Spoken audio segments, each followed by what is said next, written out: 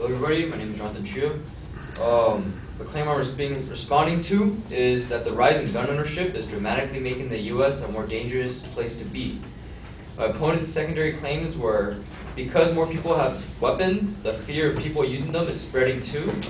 Number two is because more guns are readily available, accidents will be more prone to occur to innocent lives. And number three is the gun control laws in the U.S. are ineffective in discouraging violence with guns. So the first claim, he provided evidence that said that many criminals illegally get the guns from illegal gun shop. But if you noted, it doesn't really relate to the first claim, which is that more people have weapons, the fear of using them is spreading too. They're just saying acquiring weapons is it's easier to acquire weapons than it's illegal to acquire weapons. But anyways, that means that they stole the gun from a gun shop. How do you exactly do that? You know, it's a little hard to do that. And also, a lot of them are acquired illegally through straw hat sales, meaning that people, minor pays money for a registered adult to go buy it, and then the adult then gives it to the minor. That's a straw hat sale. That's what happens for most of them. That's according to Jay Wastrel, an ATF agent. And the Department of Justice also has data to show that the guns used most often in crimes are handguns. In 1993, there was a peak of homicides by handguns, but ever since then, the homicide rate for that particular weapon and any other weapon, like blunt objects, a knife, a bat, your hands, book, whatever, has been dropping steadily. And the handgun rate has dropped dramatically, at least by 4 times. And also, the people who use these handguns, a high percentage of them are gang members. Almost 98% of these murders committed by handguns are gang members.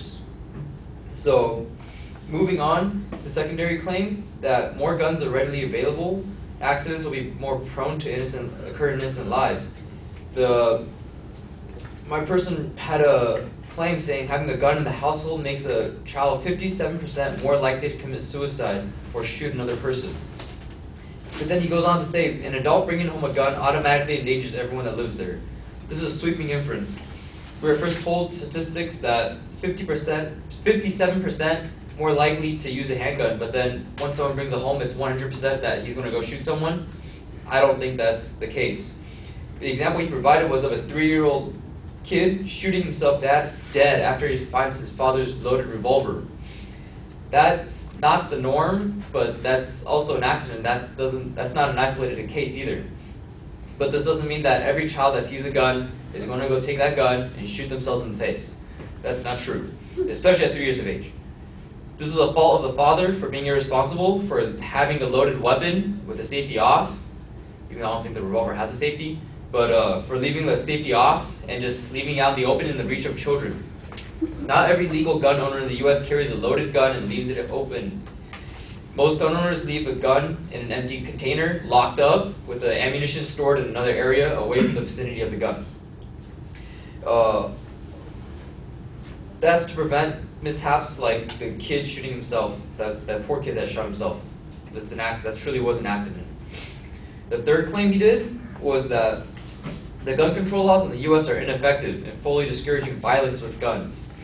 He provided examples of 2 bills, but he didn't really elaborate about them. He provided, he said Gun Control Act of 1968 and Brady Bill of 1933. We don't know what it was about. Gun Control Act was against legal purchases and made buying guns a little bit harder, and the Brady Bill required a background check.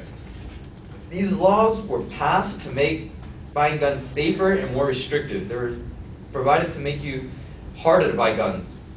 They were not intended to make guns safer for the general public, but to make guns more restrictive. The problem doesn't lie in the current gun laws. The problem lies with the enforcement of these gun laws. Like I said before, most of these guns that were used to commit crimes were bought illegally, being by gang members, through gun trafficking. How do you control, what laws are there to go against, how do you enforce laws that are against illegal guns? Or how can you say that laws are ineffective when the laws that you're talking about aren't even applying to the laws that are using the guns used to kill people? So, in conclusion, let's say gun ownership is not making the U.S. a more dangerous place to be. The homicide rate by firearm has been dropping since 1993, so it's not that bad, and people are still buying their guns. owning a gun does not automatically endanger everyone in the household. And the current gun laws are making the purchase of firearms to the people who want them harder, yet the gang members on the street are getting the guns easier due to weak enforcement of these laws. And lastly, I leave with a quote from the NRA. You see some people have the bumper stickers on them. It says, guns don't kill people, people kill people. Thank you.